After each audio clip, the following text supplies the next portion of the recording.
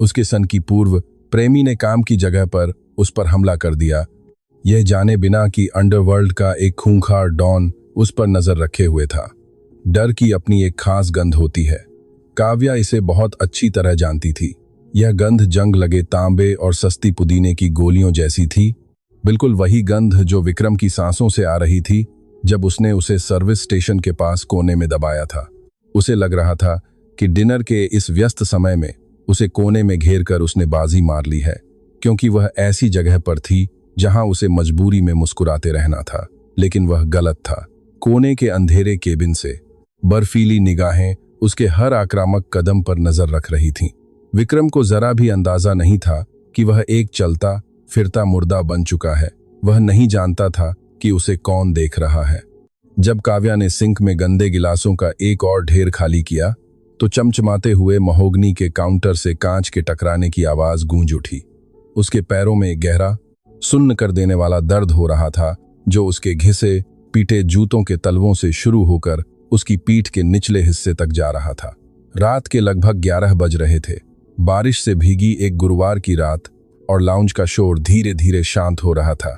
कोने में प्रस्तुति दे रहे फ्यूजन संगीतकारों के तिकड़ी ने 1 घंटे पहले ही अपने वाद्ययंत्र समेट लिए थे और अब वहां केवल एक रिकॉर्डेड ट्रैक का धीमा, सुरीला बास बज रहा था, जो उस धुंधले उजाले वाले कमरे को भर रहा था। काव्या काउंटर के किनारे पर झुक गई और खुद को 5 सेकंड की राहत देते हुए आंखें बंद कर लीं और महंगी बर्बन विस्की, पिघलती मोम और नींबू की खुशबू वाले पॉलिश की महक को अपनी सांसों में समेटने लगी। यह जगह उसका सहारा थी, उसका आशियाना थी।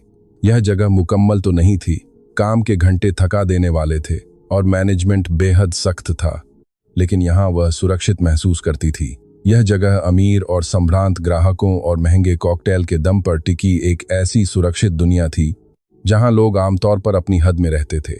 सबसे बड़ी बात यह थी कि यह एक ऐसी जगह थी जहां विक्रम उसे छू भी नहीं सकता था, या कम से कम वह खुद को यही दिलासा देती आ रही थी। उसने अपनी आंखें खोलीं और एक साफ तौलिया उठाकर पीतल के नलों को तेजी से पोंछने लगी। मुड़े हुए पीतल की सतह पर उसका अपना ही रूप थोड़ा बिगड़ा हुआ सा दिख रहा था। थकी हुई आंखें, सस्ते कंसीलर से छिपे काले घेरे और पीछे की तरफ इतनी मजबूती से बंधे बाल कि उसके सिर में दर्द होने लगा था। वह केवल 26 साल की थी, लेकिन कुछ दिन ऐसे होते थे जब वह खुद को 50 साल की महसूस करती थी। विक्रम जैसे एक खुदगर्ज और नशेड़ी इंसान के साथ 4 साल के रिश्ते को झेलना किसी भी इंसान को अंदर से बूढ़ा बना देता है। टेबल नंबर 4 पर एक और राउंड चाहिए। रोहन ने बुदबुदाते हुए ताजी बनी हुई विस्की की ट्रे उसकी तरफ खिसकाई, और वे बिल भी मांग रहे हैं। काव्या ने लाउंज के बिल्कुल पिछले हिस्से की तरफ देखा, कोने के उस केबिन की ओर जो हमेशा मखमली पर्दों की घनी परछाइयों में छिपा रहता था। वहां अर्जुन सिंघानिया बैठे हुए थे। वह यहां अक्सर आया करते थे। हालांकि अक्सर आने वाले ग्राहक जैसा शब्द उनके लिए बेहद छोटा था, क्योंकि वह एक ऐसे इंसान थे जिनके आने मात्र से पूरे कमरे की हवा का रुख बदल जाता था। अर्जुन की उम्र लगभग 40 साल के आसपास थी और उनके चेहरे की बनावट किसी रोमन सिक्के पर उकेरी गई आकृति जैसी तीखी और रौबदार थी। वह कोई पारंपरिक रूप से सुंदर दिखने वाले व्यक्ति नहीं थे। उनका चेहरा काफी सख्त था, जिस पर बाईं भौं को काटती हुई एक धुंधली और टेढ़ी मेढ़ी चोट का निशान था, और उनकी आंखें एक डरावने हल्के मटमैले रंग की थीं। वह हमेशा एकदम सटीक नाप के सिले हुए सूट पहनते थे, जो उनके शरीर पर किसी सुरक्षा कवच की तरह दिखते थे। वह कभी किसी महिला को अपने साथ नहीं लाते थे, कभी हंसते नहीं थे और कभी अपनी आवाज ऊंची नहीं करते थे। फाइनेंशियल डिस्ट्रिक्ट की आधी व्यावसायिक संपत्तियां उन्हीं के नाम थीं, और अगर स्टाफ के बीच फुसफुसाई जाने वाली अफवाहें सच थीं, तो वह बंदरगाह के आयात निर्यात के कारोबार को अपने खून से सने लोहे के शिकंजे से नियंत्रित करते थे। अंडरवर्ल्ड का सिंडिकेट कोई मनगढ़ंत कहानी नहीं थी, और अर्जुन सिंघानिया सिर्फ एक साधारण बिजनेसमैन नहीं थे। काव्या ने अपने सधे हुए और स्थिर कदमों से भारी ट्रे को उठा लिया। उसे अर्जुन से डर नहीं लगता था। अजीब बात थी कि पूरे लाउंज में उनकी टेबल की सेवा करना सबसे आसान काम था। वह कभी फालतू बातचीत की उम्मीद नहीं रखते थे। वह उसे कभी उस हवस और हक जताने वाली गंदी निगाहों से नहीं देखते थे जैसे दलाल स्ट्रीट के रईस ब्रोकर देखा करते थे। जब अर्जुन उसकी तरफ देखते थे तो वे सिर्फ उसे एक इंसान की तरह देखते थे। वह मेजों के भूल भुलैया जैसे रास्ते से आगे बढ़ी। लाउंज की मध्यम रोशनी ऐसी लग रही थी मानो कोई पनडुब्बी गहरे समुद्र में तैर रही हो। वह कोने के केबिन के पास पहुंची और धीरे से खाली गिलास की जगह मैकलन विस्की का भरा हुआ नया गिलास रख दिया। आपका बिल, मिस्टर सिंघानिया, उसने चमड़े के फोल्डर को टेबल पर रखते हुए शालीनता से कहा। अर्जुन ने तुरंत उसकी तरफ हाथ नहीं बढ़ाया। वे बिल्कुल शांत बैठे रहे। उनके बड़े और खुरदरे हाथ महोगनी की मेज पर सीधे रखे हुए थे। वह आज रात काफी थके हुए लग रहे थे। उनकी धुंधली आंखों के नीचे के काले घेरे साफ नजर आ रहे थे और उनकी टाई थोड़ी ढीली थी, जो उनके बेदाग पहनावे की अभेद्य दीवार में एक दुर्लभ ढील थी। आज रात काफी शांति है, अर्जुन ने कहा। उनकी आवाज एक गहरी, भारी गड़गड़ाहट जैसी थी, जैसे कंक्रीट घिसने की आवाज हो, जिसमें एक ऐसी क्षेत्रीय बोली का हल्का सा असर था जिसका अंदाजा लगाना मुश्किल था। बारिश की वजह से आम ग्राहक बाहर नहीं निकल रहे हैं, काव्या ने अपना लहजा विनम्र और पेशेवर रखते हुए जवाब दिया। सिर्फ वही लोग ऐसी आंधी तूफान में बाहर आने की हिम्मत करते हैं जो बेहद समर्पित हों। अर्जुन ने गिलास उठाया और उसे थोड़ा झुकाया ताकि देख सकें कि कैसे वह सुनहरा तरल पदार्थ मध्यम रोशनी को सोख रहा था, या फिर वे लोग जिनके पास जाने के लिए इससे बेहतर कोई जगह न हो। उनकी निगाहें ऊपर उठीं और सीधे उस पर टिक गईं। तुम थकी हुई लग रही हो काव्या। यह एक बेहद साधारण सी बात थी, फिर भी इसने उसके दिल को छू लिया। लोग उसे शायद ही कभी नोटिस करते थे, जब तक कि उन्हें उससे कोई काम न हो। इस रईस दुनिया के लिए वह सिर्फ एक ट्रे उठाने वाली, ऑर्डर लेने वाली और उनकी महंगी जिंदगियों के बैकग्राउंड में चलने वाली एक मामूली किरदार थी। बस आज काम का समय थोड़ा ज्यादा हो गया था। उसने धीरे से झूठ बोलते हुए अपनी वही बनावटी और खोखली मुस्कान बिखेर दी। अर्जुन की आंखें थोड़ी सी सिकुड़ गईं। उन्होंने उसके झूठ पर विश्वास नहीं किया। उनके जैसे खतरनाक काम करने वाले लोग चलते फिरते झूठ पकड़ने वाले यंत्र होते हैं। वे अपने आसपास के लोगों के चेहरे के मामूली हाव भाव पढ़कर ही जीते और बचते हैं। उन्होंने उसके कंधों के खिंचाव को भांप लिया और देखा कि कैसे उसने खाली ट्रे को इतनी ताकत से पकड़ रखा था कि उसकी उंगलियों के पोर सफेद पड़ गए थे। आज रात तुम्हें अकेले पैदल चलकर स्टेशन नहीं जाना चाहिए, उन्होंने अपने कोट के अंदर हाथ डालते हुए कहा। उन्होंने एक शानदार काले चमड़े का बटुआ निकाला और बिना बिल देखे ही फोल्डर में कई हजार रुपए रख दिए। टैक्सी ले लेना, कोई अच्छी टैक्सी, लोकल ट्रेन या मेट्रो से मत जाना। मिस्टर सिंघानिया, यह बहुत ज्यादा है, काव्या ने उन रुपयों की तरफ देखते हुए कहा। सिर्फ वह टिप ही उसकी 3 दिनों की कमाई से कहीं ज्यादा थी। मैं इतना ही छोड़ना चाहता था। अर्जुन ने उसे बीच में ही टोकते हुए एक ऐसे लहजे में कहा जिसमें बहस की कोई गुंजाइश नहीं थी। यह कोई अनुरोध नहीं बल्कि एक हिदायत थी। वे केबिन से बाहर निकले और उसके सामने आकर खड़े हो गए। 6 फीट 2 इंच से भी ज्यादा का कड़ा गठीला बदन और उस पर बेहतरीन ऊनी सूट। शुभ रात्रि काव्या। शुभ रात्रि, उसने बुदबुदाते हुए उनकी चौड़ी पीठ को देखा जब वे बाहर जाने के रास्ते की तरफ बढ़ रहे थे। काले सूट पहने 2 आदमी जो अब तक काउंटर पर बिल्कुल शांत बैठे हुए थे, तुरंत अपनी सीटों से उठे और उनके पीछे चलने लगे। काव्या ने एक ऐसी राहत की सांस ली जो उसे एहसास भी नहीं था कि वह रो के बैठी थी। उसने चमड़े का फोल्डर उठाया। नोटों का वह भारी वजन उसे एक आशीर्वाद और बोझ दोनों की तरह महसूस हो रहा था। एक पल के लिए उसने खुद को यह सोचते हुए पाया कि अर्जुन सिंघानिया की ताकत का एक छोटा सा हिस्सा पाना कैसा महसूस कराता होगा। बिना किसी डर के इस दुनिया में चलना, यह जानते हुए कि अगर कोई आपका रास्ता रोके तो आप उसे पल भर में मिटा सकते हैं। उसने तुरंत अपने सिर को झटक कर इस विचार को मन से निकाल दिया। जिंदा रहने का सीधा सा मतलब था अपना सिर नीचा रखना, ताकत के सपने न देखना। वह वापस अपने सर्विस स्टेशन की तरफ मुड़ गई। बस यही सोच रही थी कि जल्दी से अपना काम खत्म करे ताकि घर जाकर दरवाजे पर 3-3 ताले लगाकर चैन से सो सके। वह इस बात से बेखबर थी कि जो कमजोर सी शांति उसने अपने आसपास खड़ी की थी वह बहुत जल्द बिखरने वाली थी। रसोई से ब्लीच और ठंडी जमी हुई चर्बी की गंध आ रही थी। काव्या ने अपने हाथों में खाली छोटी कटोरियों और जूठे बर्तनों का ढेर थामे हुए भारी झूलते दरवाजों को धक्का देकर खोला। बर्तन धोने वाले पहले ही घर जा चुके थे और सुबह की शिफ्ट के लिए स्टील के सिंक को बर्तनों से ऊपर तक भरा छोड़ गए थे। वहां सिर्फ बड़े बड़े रेफ्रिजरेटरों की घरघराहट और पिछवाड़े की गली के दरवाजे पर लगातार बरसती बारिश की टप टप की आवाज गूंज रही थी। वह बिल्कुल मशीनी ढंग से काम कर रही थी, बर्तनों के जूठन को कचरे के डिब्बे में डाल रही थी। उसके दिमाग में पहले से ही घर पहुंचने का हिसाब किताब चल रहा था। टैक्सी का किराया, मंगलवार को दिया जाने वाला कमरा किराया और बिजली का बिल जिसे टालने के लिए उसे बात करनी थी। पैसों का यह गुणा भाग उसकी आंखों के पीछे लगातार चलने वाला एक थका देने वाला चक्र था। तभी धातु के टकराने की एक तेज आवाज ने उसका ध्यान भंग कर दिया। काव्या वहीं ठिठक गई। वह आवाज पीछे की पतली गली में खुलने वाले लोहे के भारी दरवाजे से आई थी। उस दरवाजे को अंदर से बंद होना चाहिए था, जिसका इस्तेमाल सिर्फ स्टाफ के लोग कचरा फेंकने के लिए करते थे। वह धीरे से पीछे मुड़ी। उसका दिल बेकाबू होकर तेजी से धड़कने लगा था। दरवाजा थोड़ा सा खुला हुआ था और बाहर सड़क की पीली भीगी हुई रोशनी की एक पतली सी लकीर उस धुंधले गलियारे में फैल रही थी। रोहन, काव्या ने आवाज दी, लेकिन उसकी आवाज में वह मजबूती नहीं थी जो वह दिखाना चाहती थी। अगर तुम पीछे खड़े होकर सिगरेट पी रहे हो तो प्लीज दरवाजा ठीक से बंद कर देना। अंदर बहुत ठंडी हवा आ रही है। कोई जवाब नहीं मिला। उसकी पीठ पर ठंडा पसीना छलक आया। उसका दिमाग कह रहा था कि यह सिर्फ हवा होगी या कोई आवारा बिल्ली जिसने कचरे का डिब्बा गिरा दिया होगा। लेकिन सालों से हिंसा झेलने के बाद जो उसका छठा एहसास सजग हो चुका था, वह उसे चिल्ला चिल्ला कर मुख्य हॉल की तरफ भागने को कह रहा था। इससे पहले कि वह एक भी कदम बढ़ा पाती, वह भारी दरवाजा आवाज करते हुए पूरा खुल गया और बारिश से भीगकर अंदर आते एक आदमी की परछाई उभर आई। काव्या के फेफड़े जैसे जाम हो गए। उसकी सांसें पूरी तरह थम गईं। कैसी हो मेरी प्यारी गुड़िया? उस पुराने निकनेम ने उसके पेट में एक तेज लात की तरह वार किया। विक्रम।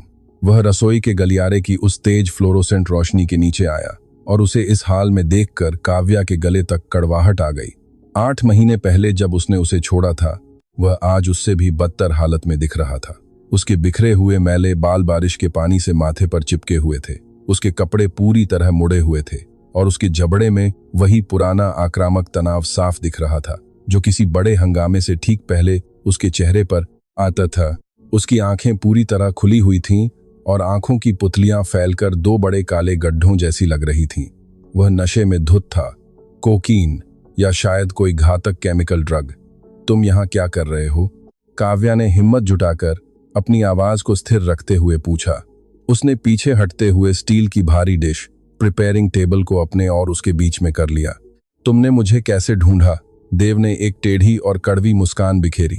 तुम्हें क्या लगा तुम बहुत चालाक हो? बड़े शहर भाग आई, मेरा नंबर ब्लॉक कर दिया। थोड़ा समय लगा, मैं मानता हूं, लेकिन तुम्हारे उस बेवकूफ भाई का फेसबुक पासवर्ड आज भी वही पुराना है।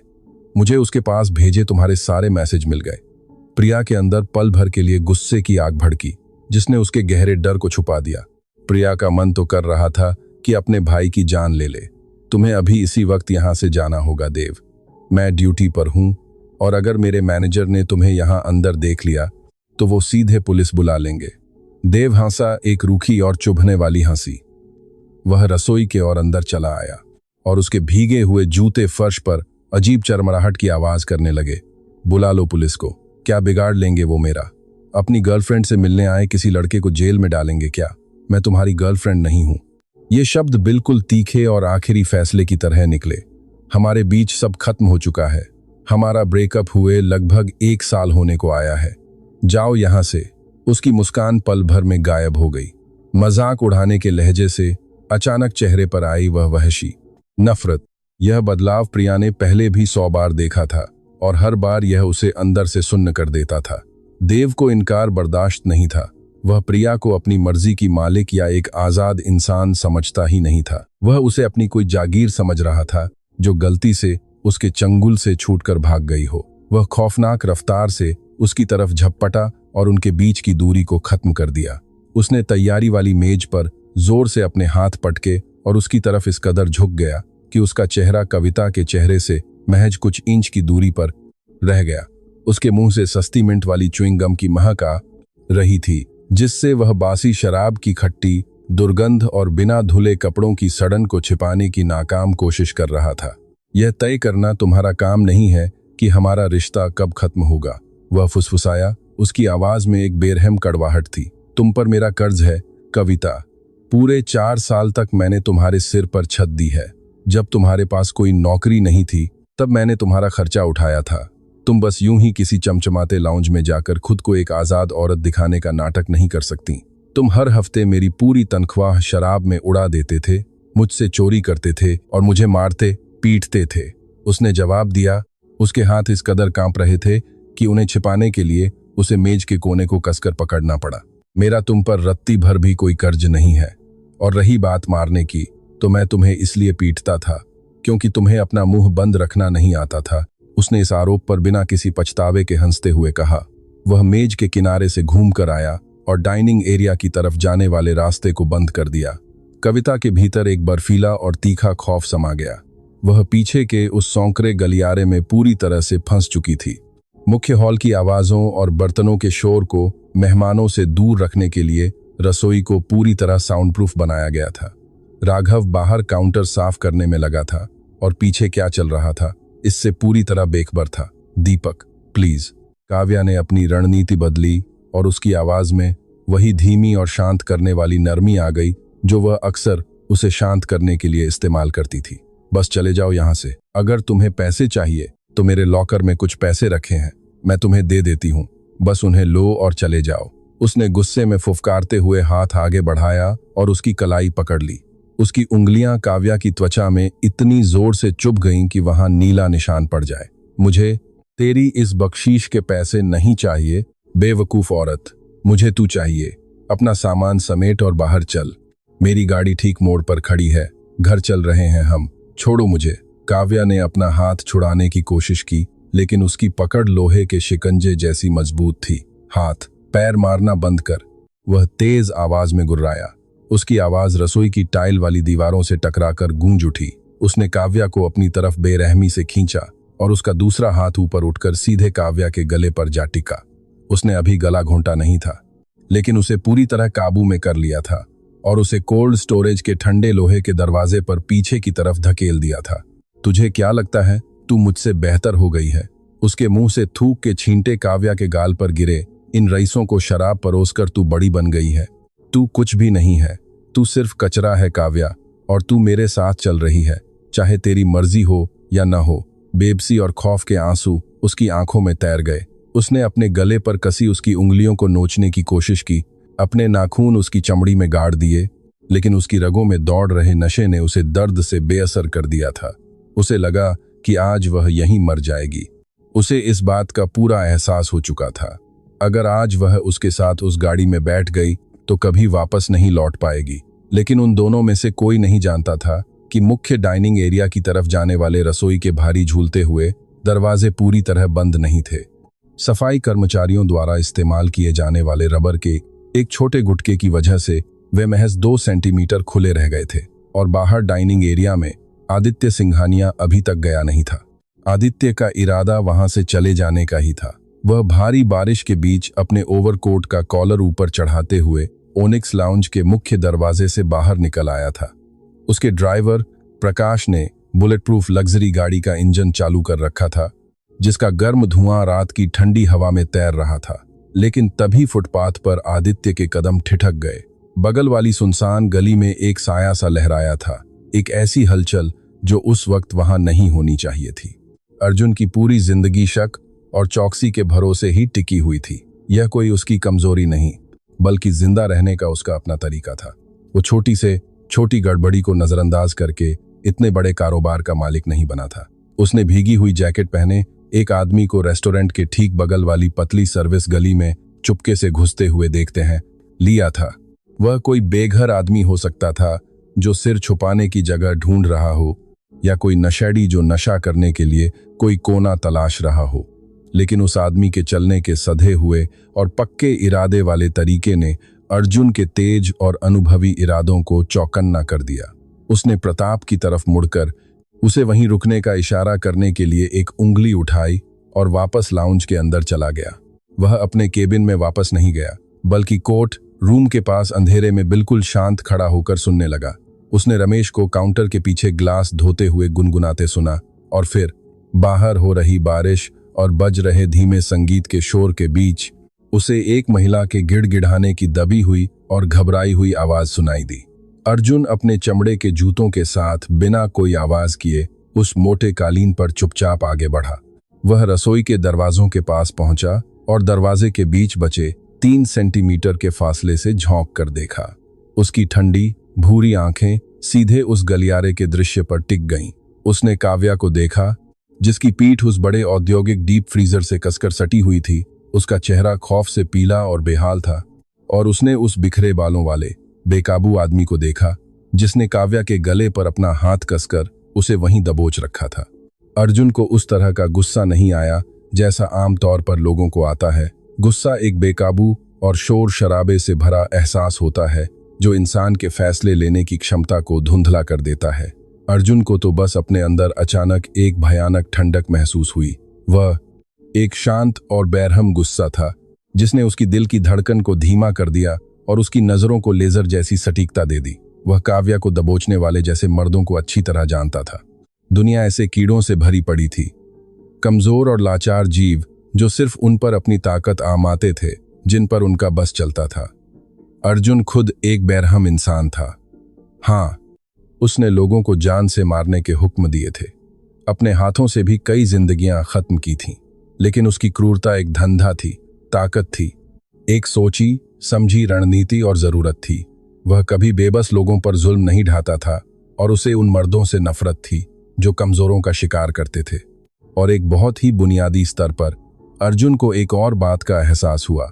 काव्या उसके इस सुकून भरे ठिकाने का एक हिस्सा थी। वह उसकी इस अफरातफरी भरी दुनिया में एक खामोश और हमेशा रहने वाली मौजूदगी थी। वह उसे ड्रिंक्स परोसती थी, उसकी खामोशी का सम्मान करती थी। यह नशेड़ी अर्जुन के सुकून को तबाह कर रहा था। गलियारे के अंदर देव अपना आपा खोता जा रहा था। मैंने कहा ना कि हम चल रहे हैं, वह चिल्लाया और उसे चेहरे पर थप्पड़ मारने के लिए अपना हाथ पीछे खींचा।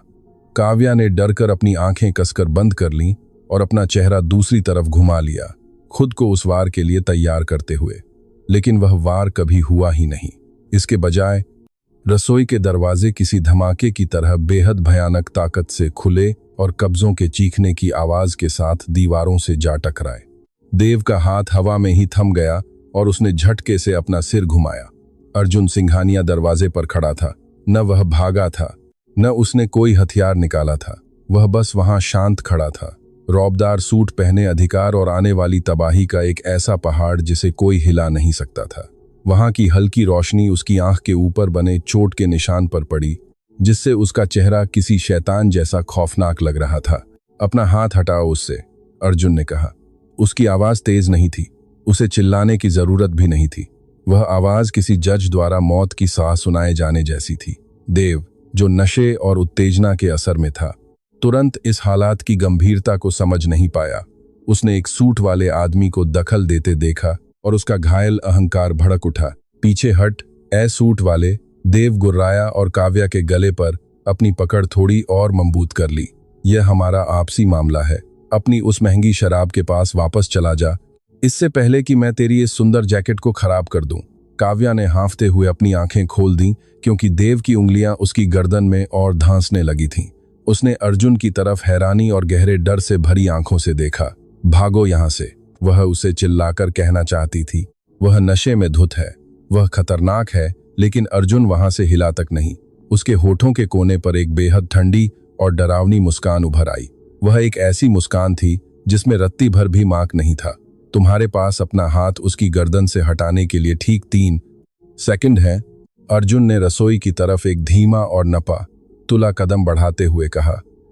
अगर तुमने ऐसा नहीं किया तो मैं तुम्हारे इस हाथ की हड्डियां 3 जगह से तोड़ दूंगा और फिर तुम्हारे दांत बाहर निकाल लूंगा, एक एक करके। अर्जुन की आवाज में छिपी उस ठंडी सच्चाई और बेरहमी ने देव के दिमाग पर छाए नशे के उस गहरे धुंधलके को भी चीर दिया। उस नौजवान की सारी अकड़ पल भर में गायब होने लगी। उसने अर्जुन की आंखों में देखा, जो बिल्कुल सूनी, सपाट और इस भयानक हिंसा के ख्याल से पूरी तरह बेअसर थीं। यह कोई रईस आदमी नहीं था जो मसीहा बनने का नाटक कर रहा था। यह तो एक शिकारी था जो अपने शिकार को देख रहा था। मैं देव हकलाने लगा और काव्या पर उसकी पकड़ थोड़ी ढीली हो गई। 1। अर्जुन ने अगला कदम बढ़ाते हुए गिना। देव ने काव्या को पूरी तरह छोड़ दिया और घबराकर एक कदम पीछे हट गया। काव्या बुरी तरह खांसती हुई उस डीप फ्रीजर के दरवाजे के सहारे नीचे गिर पड़ी और उसका हाथ तुरंत अपनी उस सूजी हुई गर्दन पर चला गया। सुनो भाई, तुम्हें पूरी बात नहीं पता। दीपक ने अपने बचाव में हाथ उठाते हुए पीछे हटने की कोशिश की। वो मेरी लड़की है, बस थोड़ा नखरे दिखा रही है। हमारा एक इतिहास रहा है। 2 अर्जुन ने बहुत ही शांत आवाज में कहा।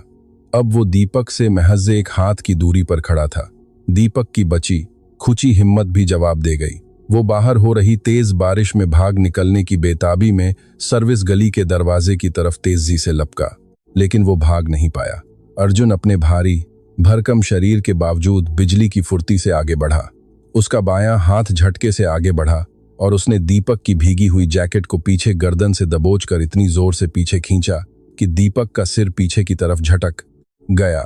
इससे पहले कि दीपक के मुंह से चीख भी निकल पाती, अर्जुन के दाएं हाथ ने उसका गला कसकर दबोच लिया। यह ठीक वैसा ही था जैसा दीपक ने अभी किरण के साथ किया था। लेकिन अर्जुन सिर्फ डराने की कोशिश नहीं कर रहा था। उसने दीपक को पीछे की तरफ उठाया और पूरी ताकत से स्टील की भारी प्रेप टेबल पर दे मारा। वो भारी धातु की मेज एक तेज चरमराहट के साथ कई सेंटीमीटर पीछे खिसक गई। दीपक का दम घुटने लगा। उसने अपने हाथ अर्जुन की कलाई को नोचने के लिए ऊपर उठाए और पैर हवा में बेतहाशा मारने लगा, क्योंकि अर्जुन ने उसका गला पकड़कर उसे पैरों के अंगूठों के बल खड़ा कर दिया था। वह इतिहास अब मर चुका है, अर्जुन ने फुसफुसाते हुए कहा। वो दीपक के खौफ से फटी और बाहर को आती आंखों के इतने करीब आ गया कि दोनों के चेहरों के बीच महज कुछ सेंटीमीटर की दूरी बची थी। और अगर तू कभी भी इस इमारत के 1.5 किलोमीटर के दायरे में भटका या दोबारा इस औरत की नजरों के सामने आया तो तू भी उसी मरे हुए इतिहास का हिस्सा बन जाएगा, समझा? दीपक कुछ बोल नहीं पा रहा था, बस उसके गले से अजीब सी घुरघुराहट निकल रही थी और वो पागलों की तरह सिर हिला रहा था। उसका चेहरा डर और घुटन की वजह से बैंगनी होने लगा था, क्योंकि अर्जुन ने उसकी सांस की नली को बस उतना ही भींचा था जितना उसे अपनी ताकत का अंदाजा कराने के लिए काफी था। अर्जुन ने उसे दर्द से तड़पा देने वाले 5 सेकंड तक उसी हाल में दबोचे रखा, ताकि उस नशेड़ी के दिमाग में मौत का यह खौफ हमेशा के लिए छप जाए। इसके बाद चेहरे पर घोर नफरत का भाव लाते हुए उसने उसे कूड़े की तरह एक तरफ फेंक दिया। दीपक फर्श पर गिर पड़ा, हांफते हुए और उल्टी करने की कोशिश करते हुए फर्श पर छटपटाने लगा। वो केकड़े की तरह पीछे की ओर खिसकते हुए सर्विस गली के दरवाजे की तरफ भागने लगा, जबकि उसके खुद के भीगे जूतों की वजह से उसके पैर बार बार फिसल रहे थे। वह आपातकालीन दरवाजे को जोर से धकेलता हुआ बाहर तेज बारिश में भाग गया और बिना पीछे मुड़कर देखे रात के अंधेरे में गायब हो गया। रसोई में एक भारी और गूंजता हुआ सन्नाटा छा गया, जो केवल बारिश की आवाज और मीरा की उखड़ी हुई सांसों से टूट रहा था। अरविंद ने अपने कोट की जेब से एक बेदाग सफेद रूमाल निकाला और बिना किसी हाव भाव के धीरे धीरे अपने हाथ साफ करने लगा। वह धीरे से मीरा की तरफ मुड़ा। मीरा अभी भी डीप फ्रीजर से सटी खड़ी थी। वह बुरी तरह कांप रही थी और उसे ऐसे देख रही थी जैसे पहली बार देख रही हो। वह शांत और शालीन इंसान जो हमेशा अच्छी बख्शीश देता था और बिना पानी सोडे के सीधे व्हिस्की पीता था, अब जा चुका था। उसकी जगह दिल्ली के अंडरवर्ल्ड का एक खूंखार साया खड़ा था। अरविंद ने उसे दिलासा देने के लिए कोई झूठी या आम बात नहीं कही। उसने यह नहीं कहा कि सब कुछ ठीक हो जाएगा। उसने बस मीरा की गर्दन पर उभरते हुए उन लाल और गहरे निशानों को देखा जो अब साफ दिखाई देने लगे थे। अपना कोट उठाओ, मीरा, अरविंद ने अपनी सामान्य भारी और गंभीर आवाज में कहा। क्या? वह फुसफुसाई। तुम्हारी शिफ्ट खत्म हो गई है, अरविंद ने अपनी ठंडी आंखें उसकी आंखों में गड़ाते हुए कहा। उसकी आंखों में ऐसी शिद्दत थी जिसने मीरा को भीतर तक कौंपा दिया। आज रात तुम कोई ऑटो या टैक्सी नहीं करोगी, मैं तुम्हें घर छोड़ दूंगा। एड्रेनालाइन एक झूठा एहसास है। यह शरीर को धोखा देकर यह सोचने पर मजबूर कर देता है कि वह तेज है, ताकतवर है और किसी भी बड़े से बड़े हादसे से लड़ सकता है। लेकिन जैसे ही इसका असर खत्म होता है, यह इंसान को हकीकत की ठंडी और सख्त जमीन पर ला पटकता है। लाउंज के पिछले दरवाजे से बाहर कदम रखते ही मीरा को शरीर का वह सारा हौसला टूटता हुआ महसूस हुआ। उसके पैर गीले कागज की तरह बेजान महसूस हो रहे थे। उसने अपने कंधों पर उस सस्ते सिंथेटिक विंटर कोट को और कसकर लपेट लिया, जो दिल्ली की इस सीलन भरी सर्द रात की हवा से उसे बचाने में पूरी तरह नाकाम था। फुटपाथ के किनारे एक शानदार काली मर्सिडीज गाड़ी चालू इंजन के साथ खड़ी थी, लोहे की वह विशालकाय सवारी सड़क पर खड़ी जंग खाई पुरानी कारों के बीच पूरी तरह से बेमेल लग रही थी। चौड़े कंधों और बिजली के खंभे जैसी मोटी गर्दन वाला ड्राइवर गाड़ी का पिछला दरवाजा खोले खड़ा था। बारिश उसके काले सूट पर गिर रही थी, लेकिन उसकी आंखों की पलक तक नहीं झपक रही थी। वह बस सामने की तरफ एकटक देख रहा था, जैसे पत्थर की कोई मूर्ति अपने मालिक की सवारी की पहरेदारी कर रही हो। काव्या फुटपाथ पर खड़ी हिचकिचा रही थी। उसके अंदर की आत्मरक्षा की हर एक पुकार उसे चीख चीख कर चेतावनी दे रही थी कि वह देवराज राणावत की गाड़ी में कदम न रखे।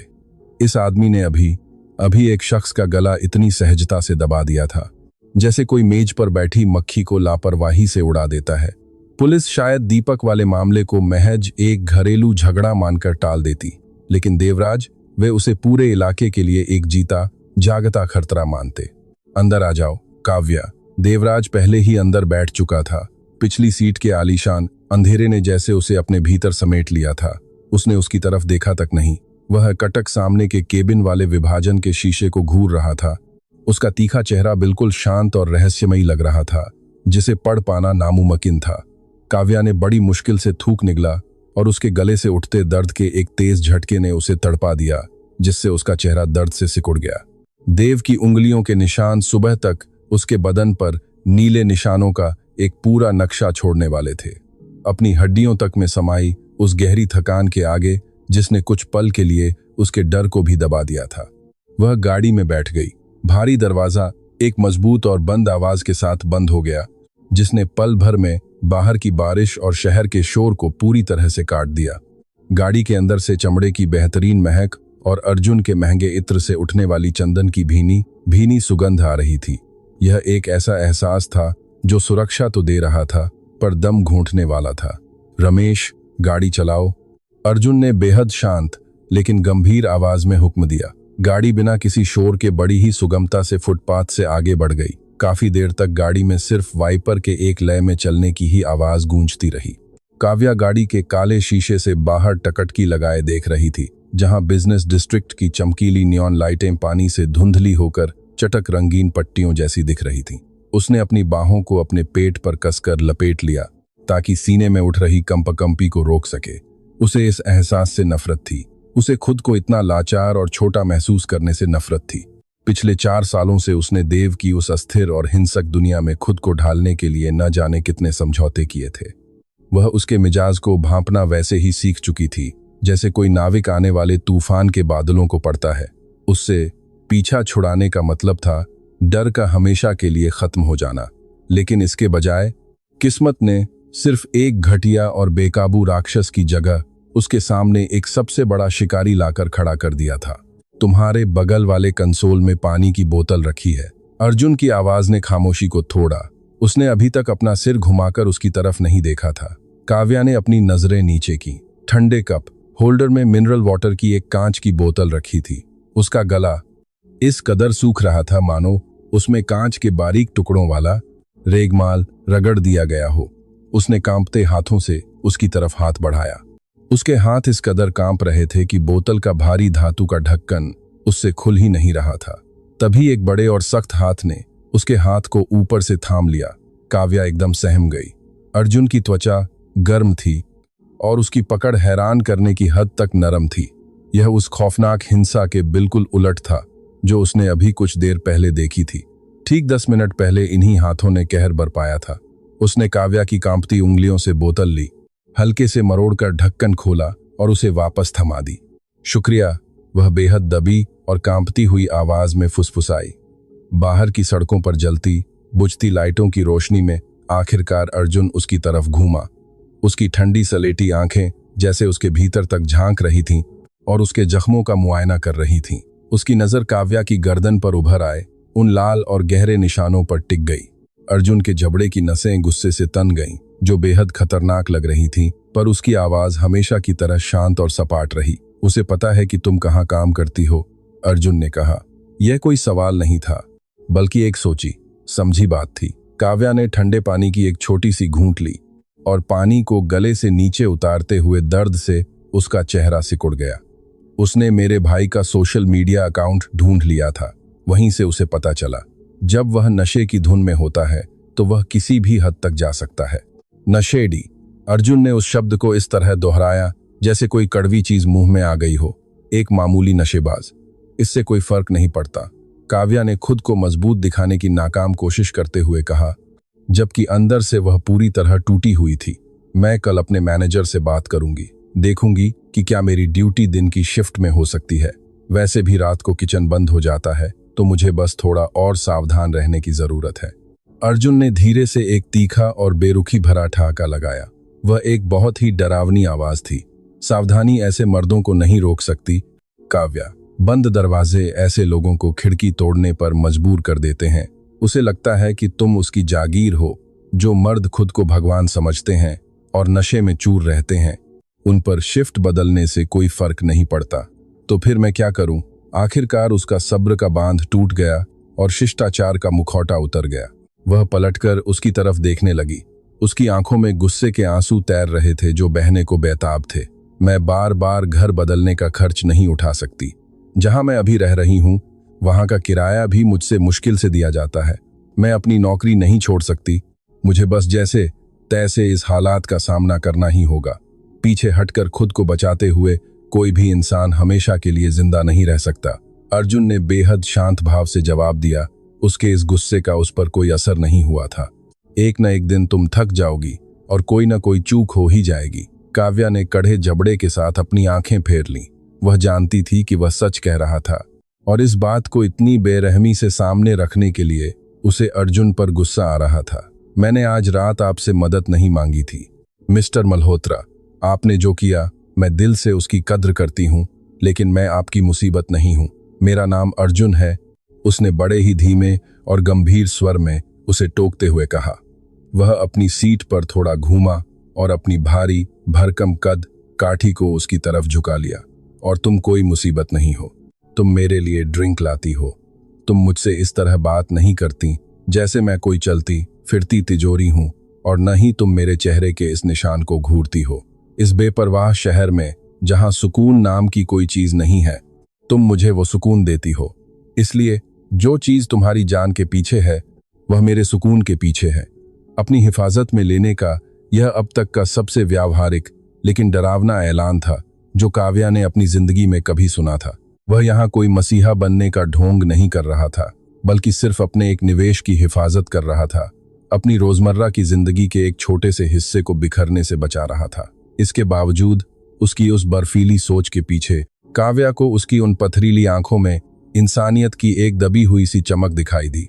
एक ऐसा बेहद सख्त और अटूट नैतिक नियम जो बरसों की हिंसक मजबूरियों के मलबे के नीचे कहीं गहराई में दफन था। तुम कहाँ रहती हो काव्या? उसने पूछा। उसने खजूर गली का एक पता बताया जो वज्र लाउंज के आलीशान और चमचमाते संगमरमर के माहौल से कोसों दूर एक बेहद बदनाम और पिछड़ा इलाका था। वह एक ऐसी जगह थी जहां सड़क की बत्तियां अक्सर बदमाशों के पत्थरों या गोलियों का शिकार होकर टूटी रहती थीं, और पुलिस शोर शराबे की शिकायतों पर तब तक ध्यान नहीं देती थी जब तक कि गोलियां चलने की आवाज न आए। देवराज ने बस चुपचाप सिर हिलाया और बीच के काले शीशे पर अपनी उंगलियों से थपथपाकर राम सिंह को गाड़ी बढ़ाने का इशारा किया। वह भारी मर्सिडीज गाड़ी धीरे से मुड़ी और दिल्ली के उस बेहद तंग और पथरीले इलाके की तरफ बढ़ गई। वह मोहल्ला खुद को बेहतर दिखाने का कोई दिखावा नहीं कर रहा था। जर्जर हो चुकी ईंटों की इमारतें, टूटे फूटे फुटपाथ और सूखी सड़ती हुई बेलों से लिपटी कौंटीली तारें वहां की बदहाली बयां कर रही थीं। मर्सिडीज एक 4 मंजिला जर्जर इमारत के सामने आकर रुक गई, जो बरसों पुरानी लग रही थी और जिसे सदियों से यूं ही सड़ने के लिए छोड़ दिया गया था। इमारत का मुख्य लोहे का गेट एक टूटी हुई ईंट के सहारे खुला टिका था और उसके एक कोने का शीशा चकनाचूर हो चुका था। मीरा ने अचानक बहुत शर्मिंदगी महसूस करते हुए अपना बैग कसकर पकड़ लिया। वह अपनी रातें रुद्र जैसे ताकतवर लोगों को 25,000 रुपए की वाइन परोसते हुए गुजारती थी, और उसकी सुबह पड़ोसियों के घटिया गांजे की महक और उबलती हुई बंदगोभी की बदबू के बीच आंखें खोलते हुए होती थी। छोड़ने के लिए शुक्रिया रुद्र जी। गाड़ी के भारी सन्नाटे में मीरा की आवाज बहुत दबी और कमजोर लग रही थी। सच में आपको इसकी कोई जरूरत नहीं थी। उसने दरवाजे के हैंडल की तरफ हाथ बढ़ाया, लेकिन तभी रुद्र ने खुद अपनी तरफ का दरवाजा खोला और बाहर कड़कड़ाती ठंड की बारिश में उतर गया। मीरा हैरान होकर चुपचाप देखती रही जब वह गाड़ी के पीछे से घूमकर आया और अपने चौड़े कंधों पर काले रंग के महंगे ऊनी कोट को और कसने लगा। उसने मीरा की तरफ का दरवाजा खोला और मदद के लिए हाथ आगे बढ़ाया। मैं खुद ऊपर चली जाऊंगी, मीरा ने थोड़ा हिचकिचाते हुए मना किया। इस बात का ख्याल ही उसे डरा रहा था कि यह बेदाग, खौफनाक और बेहद रसूखदार आदमी उसके इस गंदे और बदबूदार कॉरिडोर में कदम रखेगा। मुझे पूरा यकीन है कि तुम जा सकती हो, रुद्र ने ऐसे लहजे में कहा जिसमें इनकार की कोई गुंजाइश ही नहीं थी। लेकिन आज रात मैं तुम्हें तुम्हारे दरवाजे तक छोड़कर आऊंगा। मीरा में अब उससे बहस करने की बिल्कुल ताकत नहीं बची थी। उसने अपना हाथ उसके हाथ में थमा दिया। रुद्र की पकड़ बेहद मजबूत थी, जिसने बिना किसी कोशिश के उसे गाड़ी की नीची सीट से बाहर खींच लिया। जैसे ही वह खड़ी हुई, उसने उसका हाथ छोड़ दिया और उसे थोड़ा पीछे हटने की जगह दी। इस बीच ड्राइवर की तरफ से प्रताप नीचे उतरा, जिसका एक हाथ कोट के अंदर छिपा था और वह किसी शिकारी की तरह चौकस होकर उस सुनसान सड़क का जायजा ले रहा था। रुद्र ने धीरे से इशारा किया और प्रताप गाड़ी के पास ही रुक गया। वे इमारत के अंदर दाखिल हुए। उस कॉरिडोर से सीलन भरे गद्दे और बासी छौंक की अजीब सी बदबू आ रही थी। छत पर लगी पुरानी ट्यूबलाइट किसी गुस्से से भिन-भिनाती मधुमक्खी की तरह आवाज करते हुए टिमटिमा रही थी। तीसरी मंजिल, मीरा ने फुसफुसाते हुए तंग सीढ़ियों की तरफ रास्ता दिखाते हुए कहा। रुद्र चुपचाप उसके पीछे पीछे चलने लगा। उस घिसे पिटे फर्श पर रुद्र के भारी और महंगे जूतों की आहट तक नहीं आ रही थी। वह किसी साए की तरह चल रहा था, एक विशाल परछाई जो मीरा के ठीक पीछे मंडरा रही थी। मीरा को उसकी मौजूदगी का बहुत गहराई से एहसास हो रहा था। वह उसके बदन से निकलने वाली गर्माहट को महसूस कर सकती थी और उसके शरीर में खिंची हुई ताकत को भांप पा रही थी। वह सीढ़ियों के हर कोने और हर दरवाजे पर पैनी नजर रख रहा था। वह सिर्फ उसे ऊपर छोड़ने नहीं आया था, बल्कि पूरी इमारत की सुरक्षा को परख रहा था। वे उसके दरवाजे फ्लैट नंबर 3B के पास पहुंचे। चौखट के आसपास की पपड़ी उखड़ी हुई थी और पीतल के नंबर काले पड़ चुके थे। मीरा ने अपने बैग में चाबियां ढूंढना शुरू किया। उसके हाथ एक बार फिर कांप रहे थे, क्योंकि शरीर से डर का असर धीरे धीरे कम हो रहा था। उसने ताले में पहली चाबी डाली और धातु की कड़क आवाज के साथ उसे घुमाया। फिर वह दूसरे सुरक्षा लॉक यानी एक लोहे की चेन की तरफ बढ़ी जो उसने खुद लगाई थी और उसके सख्त कब्जे को खोलने की जद्दोजहद करने लगी। तुम्हें एक बेहतर और मजबूत लॉक लगवाना चाहिए, रुद्र ने दरवाजे की कमजोर लकड़ी की चौखट को देखते हुए कहा। कोई भी ताकतवर आदमी एक ही लात में इस लकड़ी को तोड़ सकता है। मैं सिर्फ इतना ही खर्च उठा सकती हूँ, उसने तुरंत जवाब दिया, पर उसे अपने रूखे लहजे पर फौरन पछतावा हुआ। वह बहुत थक चुकी थी, उसका बदन दुख रहा था और उसका सब्र जवाब दे चुका था। रुद्र ने उसकी बात का बुरा नहीं माना। उसने बस अपने कोट की अंदरूनी जेब में हाथ डाला। मीरा डर के मारे एकदम सहम गई। यह एक ऐसा डर था जो सालों तक विक्रम के अचानक और हिंसक बर्ताव को झेलने की वजह से उसके अंदर बैठ चुका था। रुद्र वहीं थम गया। उसने मीरा के डर को देख लिया था। उसकी शांत आंखों में एक गहरा और भयानक साया तैर गया। यह उस जानलेवा गुस्से की एक झलक थी जिसे वह हमेशा काबू में रखता था। उसने एक शब्द भी नहीं कहा, लेकिन अपना हाथ बहुत धीरे से बाहर निकाला। इस बार उसने एक गाढ़ा और भारी विजिटिंग कार्ड उसकी तरफ बढ़ाया। उस पर सिवाय काली स्याही से छपे एक अकेले फोन नंबर के और कुछ भी नहीं लिखा था। आज रात से तुम्हारी गली के नुक्कड़ पर एक आदमी तैनात रहेगा, रुद्र ने बेहद शांत और भारी आवाज में कहा, जैसे किसी डरे हुए परिंदे को दिलासा दे रहा हो। उसका नाम शंकर है। अगर तुम्हें कोई ऐसी गाड़ी दिखे जिसे तुम न पहचानती हो या मेट्रो स्टेशन तक जाने में डर लगे, तो इस नंबर पर कॉल कर देना। वह दिन हो या रात हमेशा फोन उठाएगा। मीरा ने कार्ड की तरफ देखा। वह कार्ड उसे हाथ में बहुत भारी लगा, मानो यह किसी ऐसे एहसान का सबूत हो जिसे चुकाना उसके बस की बात नहीं थी। रुद्र जी, मैं पर्सनल सिक्योरिटी का खर्च नहीं उठा सकती। मैं कोई सुरक्षा कंपनी नहीं चलाता जो तुम्हें बिल भेजूंगा, उसने सख्ती से जवाब दिया। कार्ड रख लो। उसने हाथ बढ़ाया और कार्ड ले लिया। इस दौरान उसकी उंगलियां रुद्र के हाथ से छू गईं। वह कार्ड छूने में अजीब सा गर्म लग रहा था। आप ऐसा क्यों कर रहे हैं? आखिरकार उसने उसके चेहरे की तरफ देखते हुए पूछा। रुद्र की आंख के ऊपर का निशान तन गया और उसके चेहरे के भाव बेहद सख्त हो गए। क्योंकि यह दुनिया भेड़ियों से भरी पड़ी है, मीरा, रुद्र ने सीढ़ियों की तरफ कदम बढ़ाते हुए बहुत धीमी आवाज में कहा, और कभी कभी उन्हें यह याद दिलाना जरूरी होता है कि इस जंगल का असली मालिक कौन है। उसने जवाब का इंतजार नहीं किया। वह मुड़ा और सीढ़ियों से नीचे उतर गया, और इससे आंटिस पहले कि मीरा अपना दरवाजा पूरी तरह खोल पाती, वह टिमटिमाती लाइटों वाले गलियारे के अंधेरे में ओझल हो गया। मीरा उस शांत गलियारे में अकेली खड़ी रही, और उसने उस सादे कार्ड को अपने सीने से लगा लिया। पिछले 4 सालों में पहली बार उसने अपने उस कमजोर और खुरदरे दरवाजे को बंद किया, और उसे अंधेरे से डर नहीं लगा। अगली सुबह जब उसकी नींद खुली तो बदन में किसी सड़क हादसे का शिकार हुए इंसान जैसा असहनीय दर्द था। मीरा अपने गद्दे के कोने पर बैठ गई और अपने कमरे के उखड़े हुए फर्श को एकटक निहारने लगी। जब भी वह कुछ निगलती तो उसका गला ऐसे दुखता मानो उसमें कांच के टुकड़े भरे हों। जब उसने खुद को जैसे तैसे उठाया और बाथरूम के जंग लगे छोटे से शीशे के सामने खड़ी हुई तो शीशे ने वही दिखाया जो उसका बदन पहले से महसूस कर रहा था। चोट के निशान बहुत भयानक थे। उसके गले के चारों तरफ बैंगनी और पीले रंग का एक गहरा घेरा बन गया था। विक्रम के अंगूठों के निशान उसकी गर्दन के दोनों तरफ साफ दिखाई दे रहे थे। मीरा ने अपना सस्ता मेकअप बॉक्स खोला। उसने पूरे 20 मिनट लगाकर अपनी कामेरा है पाछे हैं थे। गर्दन पर भारी फाउंडेशन और पाउडर की परतें चढ़ाईं और उसे तब तक रगड़ती रही जब तक कि उसकी त्वचा किसी बेजान पुतले जैसी न दिखने लगी। इससे सूजन तो नहीं छिपी, लेकिन चोट के गहरे रंग इतने हल्के जरूर हो गए कि पहली नजर में किसी को शक न हो। उसने एक काले रंग का हाई नेक स्वेटर पहना, अपना बैग उठाया और दरवाजे पर ताला लगा दिया। उसने उस कमजोर लॉक और चेन को 2 बार खींचकर देखा जिसकी रुद्र ने आलोचना की थी। वह हर आहट पर चौंकती हुई, बेहद डरी और सहमी हुई सीढ़ियों से नीचे उतरने लगी। सीढ़ियों के हर चरमराने की आवाज और ढलती हुई परछाई उसके दिल की धड़कन रोक रही थी।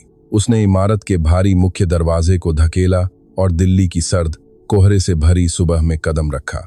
सड़क के ठीक दूसरी तरफ पानी के एक पुराने और टूटे हुए सरकारी नल के पास गहरे सलेटी रंग की एक साधारण गाड़ी शांत खड़ी थी जिसका इंजन बंद था। मीरा आखिरी सीढ़ी पर रुक गई। वह गहरे काले शीशों के पार अंदर नहीं देख पा रही थी, लेकिन उस गाड़ी से एक खामोश और चौकस सुरक्षा का एहसास हो रहा था। वह गाड़ी मंडावली जैसे इलाके की नहीं लग रही थी। वह बेहद साफ सुथरी और बहुत ही अलग दर्जे की थी। तभी इंजन ने बहुत धीमी और शांत सी आवाज की, जो डराने के लिए नहीं बल्कि बस एक इशारा थी कि हम यहाँ हैं शंकर। रुद्र ने कोई बढ़ा चढ़ाकर बात नहीं की थी। उसने सचमुच उसके फ्लैट के बाहर एक पक्का पहरेदार खड़ा कर दिया था। मीरा ने ठंडी हवा से बचने के लिए अपने स्वेटर के कॉलर को ऊपर खींचा और मेट्रो स्टेशन की तरफ चलने लगी।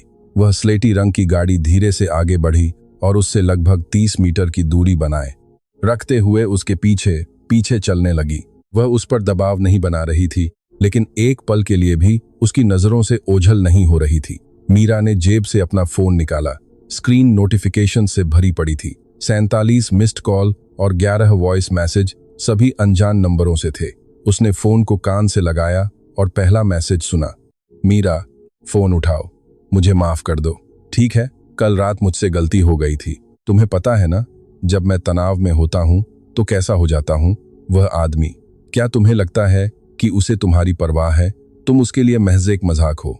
मेरा फोन उठाओ मीरा, वरना भगवान की कसम। इससे पहले कि वह अपनी धमकी पूरी करता, मीरा ने मैसेज डिलीट कर दिया। अगले 3 मैसेज भी बिल्कुल ऐसे ही थे। रोकर माफी मांगने और जहरीली धमकियां देने का एक घिनौना सिलसिला। यह किसी भी हिंसक और कमजोर आदमी का पुराना ढर्रा था। विक्रम का घमंड टूट चुका था और वह उस आदमी के सामने बेइज्जत महसूस कर रहा था जिसने उसे कीड़े मकोड़े की तरह समझा था। और चूंकि विक्रम कभी रुद्र का कुछ नहीं बिगाड़ सकता था, इसलिए वह अपना सारा जहरीला गुस्सा मीरा पर ही निकालने वाला था।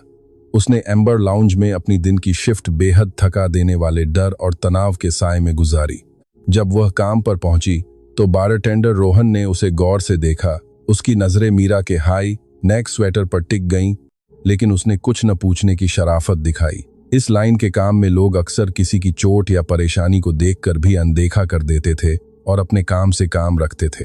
रुद्र उस रात नहीं आया। मीरा खुद को बार बार मुख्य दरवाजे के खुलने पर कोने वाले उस वीआईपी केबिन की तरफ देखते हुए पा रही थी। जब भी वह केबिन खाली दिखता और वहां केवल शोर मचाते हुए कुछ रईसों का ग्रुप बैठता, तो उसे जो मायूसी होती उससे वह खुद नफरत कर रही थी। वह अपनी लाचारी के कारण एक बड़े अपराधी को अपना रखवाला समझने की भूल कर रही थी, जो कि एक खतरनाक मानसिक जाल था।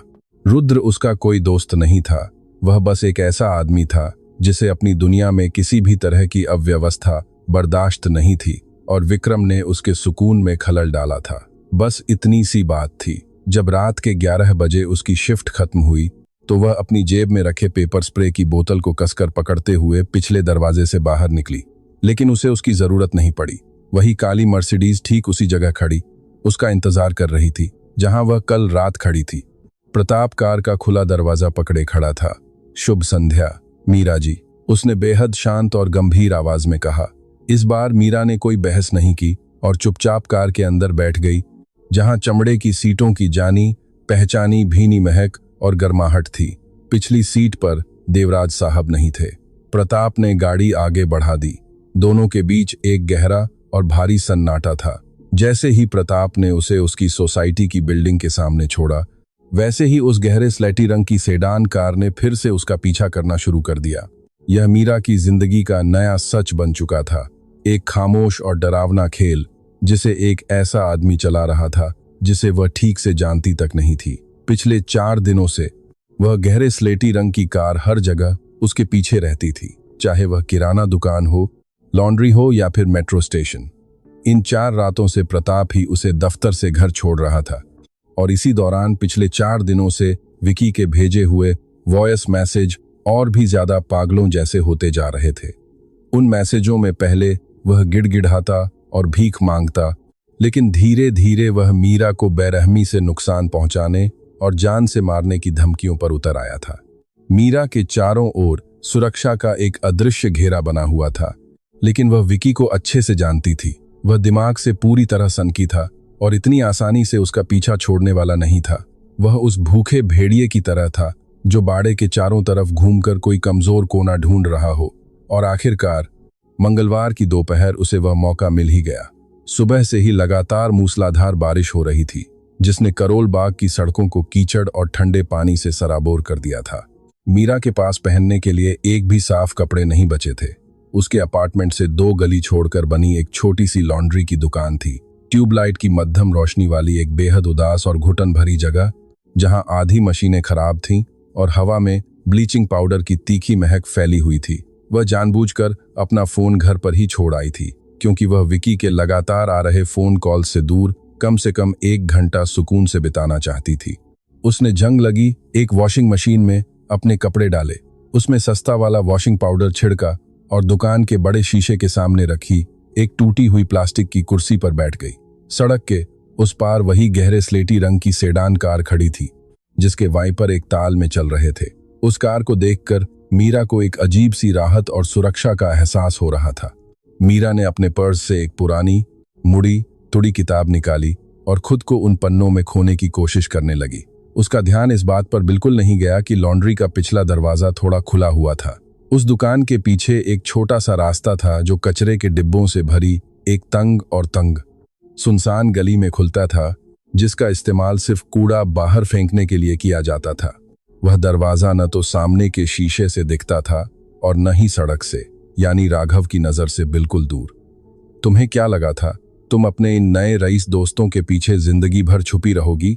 वह आवाज एक भयानक और दबी हुई फुसफुसाहट जैसी थी। मीरा का खून मानो बर्फ बन गया। उसने झटके से सिर उठाकर देखा।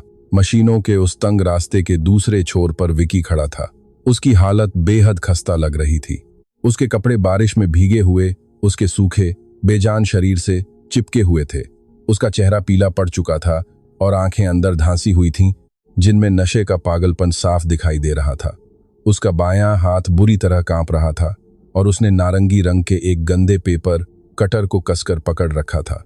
उसकी तेज धार वाली ब्लेड बाहर निकली हुई थी, जो छत पर टिमटिमाती ट्यूबलाइट की रोशनी में चमक रही थी। मीरा झटके से उठ खड़ी हुई और किताब उसके हाथ से छूटकर गिर गई। वह डर के मारे पीछे हटते हुए हिलती हुई वॉशिंग मशीन से जा सटी। उसकी सांसें तेजी से चल रही थीं। विकी, मीरा ने कांपती हुई आवाज में किसी तरह कहा, उसे अंदर रखो, कोई देख लेगा। कोई नहीं देख रहा। वह गुर्राया और पागलों की तरह कांपते हुए एक कदम आगे बढ़ाया तुम्हारा वह पहरेदार बाहर किसी बेवकूफ की तरह सामने के दरवाजे पर नजर टिकाए बैठा है। उसे पता भी नहीं चला कि मैं पीछे की छतों के रास्ते इस गली में आ गया। वह मुस्कुराया, लेकिन उसकी वह हंसी बेहद डरावनी और खोखली थी। वह होश हवास खो चुका था। नशे की गिरफ्त में खुद को भगवान समझ रहा था। तुमने मेरी जिंदगी तबाह कर दी, मीरा। विकी थूकते हुए उसके सामने चक्कर काटने लगा। उसके हाथ में वह कटर लगातार हिल रहा था। तुम्हें क्या लगता है तुम मुझे छोड़कर किसी सूट बूट वाले अमीर के साथ मजे करोगी? मैंने तुम्हें पाल पोस कर रखा था। मैंने तुम्हारे लिए क्या नहीं किया? तुमने मेरा बैंक अकाउंट खाली कर दिया, मुझे बेरहमी से पीटते थे। डर के बीच अचानक मीरा के भीतर गुस्से का एक सैलाब उमड़ पड़ा। वह इस लाचार और घटिया आदमी के हाथों अपनी जिंदगी को बंधक बनते देख कर थक चुकी थी, बहुत बुरी तरह थक चुकी थी। तुम सिर्फ एक नशेड़ी हो विकी, तुमने अपनी जिंदगी खुद बर्बाद की है। इस कड़वे सच ने सीधे उसके कलेजे पर चोट की। विकी का चेहरा गुस्से से लाल हो गया और उस पर वहशीपन तैरने लगा। पलक झपकते ही उसने मीरा पर हमला कर दिया और कटर सीधे उसके चेहरे की तरफ बढ़ाया। मीरा ने चीखते हुए अपने सिर को बचाने के लिए दोनों हाथ आगे कर लिए और कटर के उस तीखे घाव को सहने के लिए खुद को तैयार कर लिया। तभी उस तंग रास्ते में एक कानफोड़ू और तेज आवाज गूंज उठी। विकी अचानक वहीं थम गया। वह अपने वेग की वजह से आधा कदम आगे तो बढ़ा, लेकिन उसका पूरा शरीर एकदम से पथरा गया। कटर उसके हाथ से छूटकर नीचे गंदे फर्श पर गिर गया। उसके गले से तड़पने और हांफने की एक अजीब सी आवाज निकली और वह लड़खड़ाते हुए एक ड्रायर मशीन से टकराया और सीधे जमीन पर ढह गया। मीरा ने थरथराते हुए अपने हाथ नीचे किए। उसकी सांसें सीने में ही थमसी गई थीं। विकी के ठीक पीछे एक आदमी खड़ा था। उसके हाथ में साइलेंसर लगी हुई बंदूक थी, जिसकी नली का काला लोहा अभी भी जमीन की तरफ झुका हुआ था। उसने एक गहरे रंग का रेनकोट और सिर पर काली टोपी पहन रखी थी। उसका चेहरा इतना साधारण था कि कोई भी उसे भीड़ में देखकर 5 सेकंड के भीतर भूल जाए। वह उसी स्लेटी रंग की गाड़ी का ड्राइवर था, राघव। उसने विकी की तरफ एक बार भी नहीं देखा, बल्कि शांत नजरों से मीरा को निहारने लगा, जैसे उसके चेहरे पर कोई घबराहट ही न हो। उसने बड़ी फुर्ती से बंदूक को अपने कोट के अंदर छुपा लिया। क्या आपको चोट लगी है मीरा जी? राघव ने बिल्कुल सपाट और धीमी आवाज में पूछा। मीरा के मुंह से एक शब्द भी नहीं निकला। उसने नीचे विकी की ओर देखा।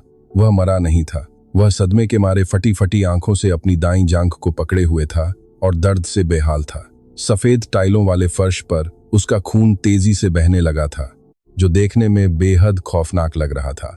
राघव ने बिल्कुल सटीक निशाना लगाकर उसके पैर में गोली मारी थी, जिसने उसकी जांघ की हड्डी को पूरी तरह चकनाचूर कर दिया था और वह पल भर में जमीन पर आ गिरा था।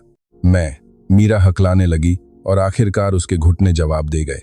वह वॉशिंग मशीन के सहारे फिसलते हुए फर्श पर बैठ गई। तुमने उसे गोली मार दी। यह आपकी जान के लिए एक बड़ा खतरा था, राघव ने इतने सामान्य लहजे में कहा जैसे वह मौसम का हाल बता रहा हो। वह तड़पते हुए विकी के ऊपर से पैर बढ़ाकर आगे आया और मीरा के पास घुटनों के बल बैठ गया। फिर अपनी जेब से एक साफ सफेद कपड़ा निकाला। वह बगल वाली इमारत की छत के रास्ते यहां आया था। वहां सीसीटीवी का कोई कैमरा नहीं था, इसलिए मुझसे चूक हो गई। देर से आने के लिए मैं माफी चाहता हूं। तभी विकी दर्द के मारे पागलों की तरह चीखने लगा। उसका शरीर तड़प रहा था और उसके हाथ खून से सने हुए थे। बचाओ, कोई पुलिस को बुलाओ, इस कमीने ने मुझे गोली मार दी। राघव ने मुड़कर उसकी तरफ देखा तक नहीं। वह बस मीरा के पीले पड़े सहमे हुए चेहरे को देख रहा था। इस दुकान का मालिक अभी चाय पीने के लिए बाहर गया हुआ है, उसने बेहद इत्मीनान से कहा। दुकान के कैमरे ठीक 20 मिनट पहले ही बंद कर दिए गए थे। पुलिस यहां नहीं आने वाली। मीरा हैरान होकर उसे देखती रह गई। उसके शब्द दिल दहला देने वाले सच की तरह उसके दिमाग में बैठ रहे थे। यह आत्मरक्षा में की गई कोई अचानक कार्रवाई नहीं थी। यह सब पहले से तय और पूरी तरह से सोची समझी साजिश का हिस्सा था। सिंघानिया साहब के लोग सिर्फ खतरों का सामना नहीं करते थे, बल्कि वे हर एक चीज को अपने काबू में रखकर काम तमाम कर देते थे। तुम लोग इसके साथ क्या करने वाले हो? मीरा ने कांपती हुई आवाज में फुसफुसाते हुए पूछा। उसकी आंखें विकी पर टिकी थीं, जो अब पूरी तरह टूट चुका था और बच्चों की तरह रो रहा था। उसकी सारी अकड़ हवा हो चुकी थी। राघव अपनी जैकेट को ठीक करते हुए खड़ा हो गया। तभी पिछले दरवाजे से 2 और आदमी अंदर आए। उन्होंने भारी जूते और काले कपड़े पहन रखे थे। वे लोग बहुत ही शांत और डरावनी फुर्ती के साथ आगे बढ़े। उन्होंने तुरंत विकी को दोनों बाहों से पकड़ा और पीछे के दरवाजे की तरफ घसीटने लगे। विकी ने फिर से चीखने की कोशिश की, लेकिन उनमें से एक आदमी ने अपने भारी दस्ताने वाले हाथ से उसका मुंह बंद कर दिया, जिससे उसकी आवाज अंदर ही घुट कर रह गई। सिंघानिया साहब का हुक्म था कि इस मुसीबत को हमेशा के लिए यहां से दूर भेज दिया जाए। राघव ने नरमी से कहा, इसके पैर का इलाज करा दिया जाएगा। उसके बाद इसे अरब सागर की अंतर्राष्ट्रीय जलसीमा में चलने वाले एक बड़े समुद्री जहाज पर काम पर लगा दिया जाएगा। वहां इसके पास काम तो होगा, लेकिन कोई फोन नहीं होगा और यह कभी वापस दिल्ली नहीं लौट पाएगा। मीरा वहीं फर्श पर बैठी रही और पीछे के दरवाजे के बंद होने की आवाज उसके कानों में गूंज उठी। उस दरवाजे की भारी आवाज ने जैसे उसके सीने पर दस्तक दी। विकी जा चुका था, इतनी आसानी से मानो मीलों दूर एक आलीशान दफ्तर में बैठकर किसी बड़े रईस ने ताश के पत्तों की तरह उसे खेल से बाहर कर दिया हो। उसे इस बात से डरना चाहिए था, उसे पुलिस को बुलाना चाहिए था, उन गुंडों से खौफ खाना चाहिए था जो दिन दहाड़े उसके पूर्व प्रेमी का अपहरण करके ले गए थे। लेकिन जब मीरा की नजर फर्श पर फैले उस खून के निशानों पर गई जो पिछले दरवाजे तक जा रहे थे, तो उसके दिल में डर के बजाय राहत की एक गहरी सांस आई। वह जंगली भेड़िया हमेशा के लिए जा चुका था, पर जैसे ही उसने राघव की तरफ देखा जो बड़े आराम से ब्लीचिंग पाउडर से उस खून को साफ कर रहा था, उसे एक बेहद डरावना सच समझ में आया। अब वह खुद उस सबसे खतरनाक शिकारी के कर्ज के नीचे दब चुकी थी जिससे बच पाना नामुमकिन था। मीरा के घर में अब पूरी तरह से सन्नाटा पसर चुका था। पिछले 4 सालों में पहली बार उसका फोन शांत था। न तो कोई पागलों जैसे वॉइस मैसेज आ रहे थे और न ही जान देने या जान से मारने की धमकियों भरे कोई मैसेज। विकी हमेशा के लिए गायब हो चुका था। वह एक ऐसा साया बन चुका था जिसे अरब सागर की उन तूफानी और खारी लहरों के बीच हमेशा के लिए दफन कर दिया गया था। वह अपने पुराने सोफे पर बैठकर सामने की सूनी दीवार को ताक रही थी।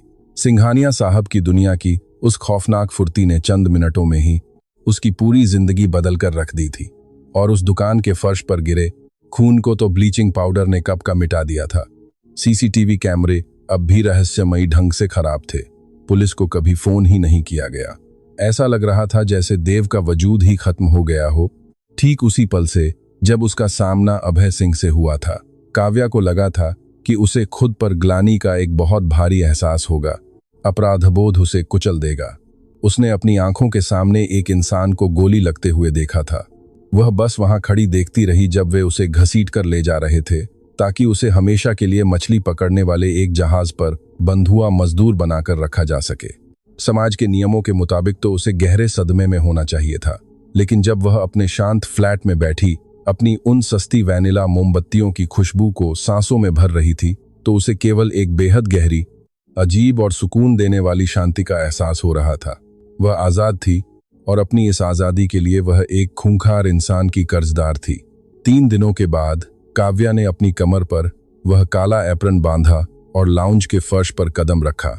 उसकी गर्दन के नीले काले निशान अब हल्के पीले पड़ने लगे थे, जिन्हें उसने एक पुराने कपड़ों के बाजार से खरीदे रेशमी स्कार्फ से बड़ी आसानी से छुपा लिया था।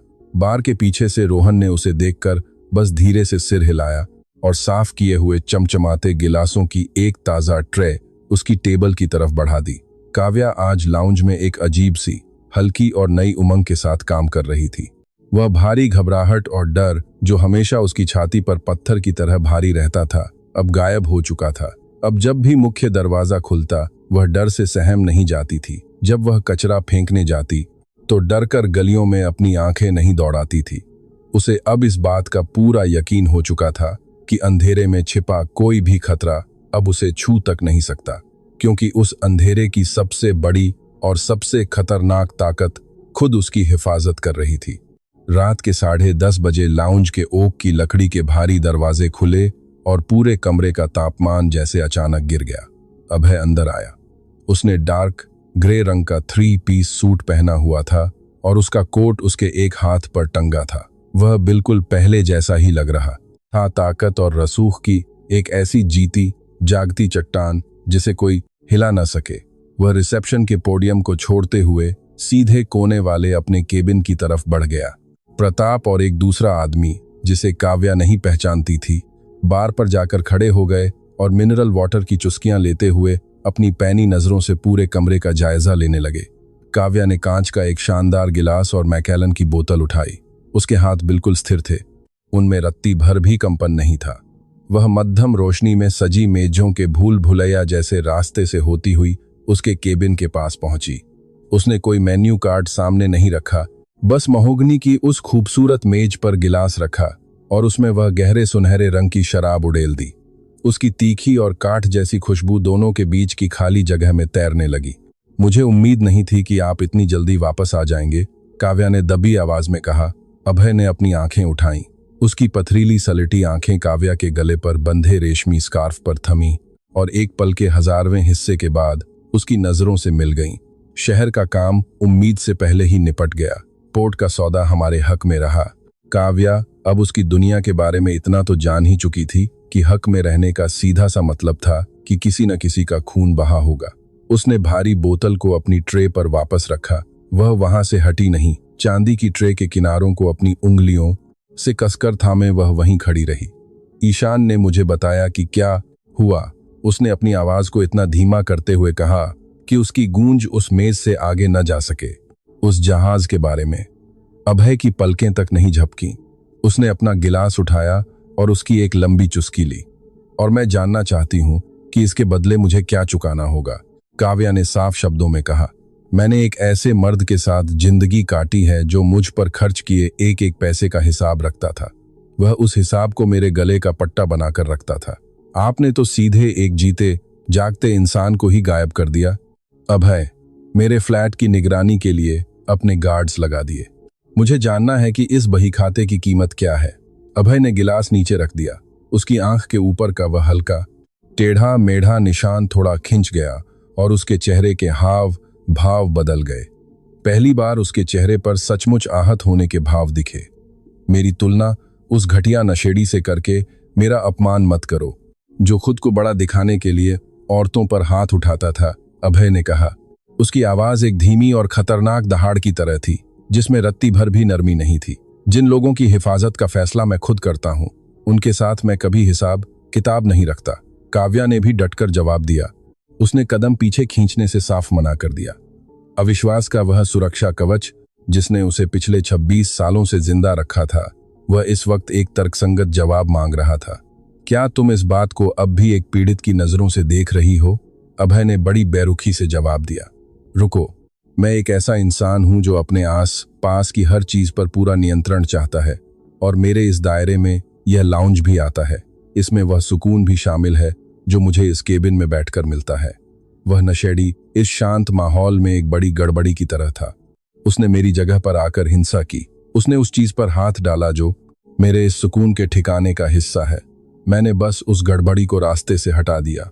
वह चमड़े के सोफे के सहारे पीछे टिक कर बैठ गया। उसका विशाल शरीर एक शांत मगर बेजोड़ रसूख बयां कर रहा था। तुम्हारा मुझ पर कोई कर्ज नहीं है काव्या। कर्ज उसका था मेरी सीमा लांघने का, और वह कर्ज अब चुक चुका है। काव्या उसे एकटक देखती रह गई। उसने उसकी उस खौफनाक साख से परे देखा, उस महंगे आलीशान सूट और खून से सने उस पैसे से परे देखा जिससे वह सूट खरीदा गया था। उसने एक ऐसे इंसान को देखा जो अपनी ही बेहिसाब ताकत के पिंजरे में अकेला कैद था, और जो अपनी जिंदगी के उन चंद शांत पलों को बचाने के लिए किसी भी हद तक जाने को तैयार था। उसने काव्या को अपना बनाने के इरादे से नहीं बचाया था। उसने उसे इसलिए बचाया था क्योंकि वह कमजोरी का इस तरह फायदा उठाए जाना बर्दाश्त नहीं कर सकता था। शुक्रिया। आखिरकार काव्या के भीतर की सारी जिद और बहस खत्म हो गई और उसने बेहद धीमी आवाज में कहा। अभय के चेहरे की वह सख्ती बस नाम मात्र के लिए कम हुई। किसी आम इंसान के लिए तो यह एक बड़ी और खिली हुई मुस्कान जैसी ही बात थी। अपना स्कार्फ उतारो काव्या, उसने कहा। काव्या का हाथ झिझकते हुए अपने गले की तरफ उठा। निशान अभी भी बहुत भद्दे दिख रहे हैं, इसे उतारो, अभय ने फिर से उसी धीमेपन से दोहराया। तुम्हारे पास उस जंग के निशानों को छुपाने की कोई वजह नहीं है जिससे तुम लड़कर जिंदा बची हो। लोगों को इन्हें देखने दो, उन्हें पता चलने दो कि तुम आज भी डटकर खड़ी हो। धीरे धीरे काव्या ने उस रेशमी कपड़े को गले से अलग कर दिया। लाउंज की उस मध्यम रोशनी में उसकी साफ त्वचा पर वह पीले और कत्थई रंग के चोट के निशान साफ उभर कर दिख रहे थे। उसे लगा जैसे वह पूरी तरह बेपर्दा और कमजोर हो गई है। लेकिन जब अभय ने उसकी तरफ देखा तो उसे खुद में कोई कमजोरी महसूस नहीं हुई। उसे लगा जैसे किसी ने उसे वाकई गहराई से समझा हो। अब मेरा बिल ले आओ, अभय ने अपना गिलास फिर से उठाते हुए फुसफुसाया। और वह पेपर स्प्रे अब अंदर रख दो, तुम्हें उसकी अब कोई जरूरत नहीं पड़ेगी। 6 महीने बीत गए और आखिरकार मुंबई की वह हल्की सी ठंड खत्म हो चुकी थी और उसकी जगह उमस भरी और भारी गर्मी ने ले ली थी। ओनिक्स लाउंज में कुछ नहीं बदला था। वह आज भी चमचमाते पीतल और महंगी शराब का एक ऐसा अभेद्य किला था जहां शहर के रईस और बड़े लोग दुनिया के शोर शराबे से छिपने आते थे। लेकिन काव्या पूरी तरह बदल चुकी थी। अब वह मेजों के बीच एक शांत और बेबाक आत्मविश्वास के साथ चलती थी। उसकी आंखों में रहने वाली वह थकान जो उसे अंदर से खाली कर देती थी, अब पूरी तरह गायब हो चुकी थी। उसने अपने मैनेजर से बात करके अपनी सैलरी भी बढ़वा ली थी। एक ऐसी बातचीत जिसके लिए 1 साल पहले तक उसमें हिम्मत जुटा पाना भी नामुमकिन था। जब दलाल स्ट्रीट के बड़े बड़े ब्रोकर्स कुछ ज्यादा ही शोर मचाते या हद पार करने की कोशिश करते तो वह अब पीछे नहीं हटती थी। वह बस अपनी ठंडी और सपाट नजरों से उन्हें देखती और वे तुरंत शांत हो जाते। उसने अपनी सीमाएं खुद तय करना और अपने वजूद का लोहा मनवाना सीख लिया था, और यह हुनर उसने एक उस्ताद को करीब से देखकर सीखा था। वह मंगलवार की एक रात थी। बाहर कांच की खिड़कियों पर बारिश की बूंदें जोर जोर से टकरा रही थीं। गर्मियों की एक ऐसी मूसलाधार बारिश जिसने सड़कों को पूरी तरह सुनसान कर दिया था। लाउंज लगभग खाली हो चुका था। काव्या अपनी सर्विस टेबल साफ कर रही थी और छत पर लगे स्पीकरों से आ रहे जैज संगीत की धीमी धुन को सुन रही थी। उसने कमरे के पिछले हिस्से की तरफ देखा। अभय वहीं बैठा था। वह हर मंगलवार को हमेशा वहीं होता था। वह अपनी पाट कर नाक पर चश्मा टिकाए चमड़े की जिल्द वाला एक बही खाता पढ़ रहा था। ढलती उम्र का यह एक ऐसा दुर्लभ और छोटा सा सबूत था जो उसे किसी प्रोफेसर की तरह गंभीर और पढ़ाकू लुक दे रहा था। प्रताप बार पर बैठकर खामोशी से एक कटोरी में रखे मिश्रित मेवे खा रहा था। काव्या ने मैकेलन की बोतल और 2 गिलास उठाए। वह कोने वाले केबिन की तरफ बढ़ी। काव्या को पास आते देखकर भी अभय ने अपनी नजरें ऊपर नहीं उठाईं, लेकिन उसने अपना बहीखाता बंद करके उसे एक तरफ खिसका दिया। काव्या ने उसे बिल थमाने के बजाय मेज पर दोनों गिलास रखे और दोनों में बराबर मात्रा में शराब उड़ेल दी। अभय ने आखिरकार अपनी आंखें उठाईं और दूसरे गिलास की तरफ देखते हुए अपनी एक भौं चढ़ाई। रोहन ने कहा कि मैं अपना ब्रेक ले सकती हूँ, काव्या ने बेहद सहज लहजे में कहा, हालांकि उसका दिल सामान्य से थोड़ी तेज रफ्तार से धड़क रहा था। उसने किसी न्योते का इंतजार नहीं किया। वह उस चमड़े के सोफे पर सरकते हुए सीधे उसके सामने बैठ गई। काफी देर तक अभय बस खामोशी से उसे देखता रहा। उसने उसके चेहरे को गौर से देखा, उसके गले की साफ और बिना किसी चोट वाली त्वचा को निहारा और उस निडर तथा बेबाक अंदाज को देखा जिससे वह उसकी नजरों का सामना कर रही थी। उसके होठों के कोनों पर एक बेहद धीमी और सच्ची मुस्कान तैर गई। उस मुस्कान ने उसके पूरे चेहरे के हाव भाव बदल दिए, जिससे उसकी आंख के पास का वह टेढ़ा मेढ़ा निशान अब कोई खतरा नहीं बल्कि उसके गंभीर व्यक्तित्व का एक हिस्सा लगने लगा था। तुम नियम तोड़ रही हो काव्या, उसने अपनी बेहद भारी और गंभीर आवाज में टोकते हुए कहा। अपने इस हिस्से में नियम मैं खुद तय करती हूँ, काव्या ने मुस्कुराते हुए अपना गिलास उठाते हुए बड़ी सहजता से जवाब दिया। यह उनके बीच का एक अजीब और अनकहा तालमेल था। वे पारंपरिक मायनों में कोई प्रेमी जोड़ा नहीं थे। उनके बीच न तो कोई फूल थे, न ही आम रेस्टोरेंटों में होने वाली मुलाकातें थीं, और न ही प्यार के बड़े बड़े दावे थे। वे बस लाउंज के इस धुंधले कोने में एक साथ मौजूद थे, जहां वे दोनों उस बेरहम सच को बखूबी समझते थे जिससे यह दुनिया चलती है। काव्या अच्छी तरह जानती थी कि अभय वास्तव में क्या है। उसे पता था कि जो मोटी बख्शिश वह उसे देता था, वे पैसे शायद किसी के खून से सने थे। उसे यह भी मालूम था कि जो लोग उसकी गाड़ी की हिफाजत करते थे, उन्होंने कई लोगों की जानें ली थीं, और वह इस बात को पूरी तरह स्वीकार कर चुकी थी। उसने अपनी जिंदगी के कड़वे अनुभवों से यह सीखा था कि इस दुनिया के तथाकथित भले लोग भी पर्दे के पीछे बहुत बड़े दरिंदे हो सकते हैं, जो अपने अत्याचारों को बंद दरवाजों और मीठी मुस्कानों के पीछे छुपा कर रखते हैं। देव एक आम और सीधा सा दिखने वाला लड़का था, जबकि अभय एक जाना माना खूंखार डॉन था। लेकिन जब दोनों में से किसी एक को चुनने की बात आई तो काव्या को एहसास हुआ कि वह हर हाल में उस इंसान को तरजीह देगी जो अपनी बात का पक्का हो और अपने वादों को निभाता हो। अभय ने अपना गिलास उठाया और उसे काव्या के गिलास से धीरे से टकराया।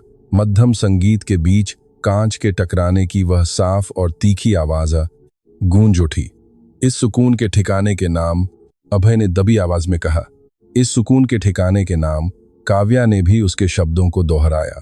उसने उस जलते हुए कड़वे घूंट को गले से नीचे उतारा और उसकी गर्माहट को अपनी छाती में उतरते हुए महसूस किया। उसने मेज के उस पार बैठे उस खतरनाक माफिया सरगना को देखा जिसने उसकी जिंदगी के सारे कायदे कानून ही बदल दिए थे। अब वह लाउंज में काम करने वाली महज एक मामूली वेटर नहीं थी और न ही कोई असहाय पीड़ित थी। वह इस खूंखार शिकारी की दुनिया का एक अहम और अटूट हिस्सा बन चुकी थी।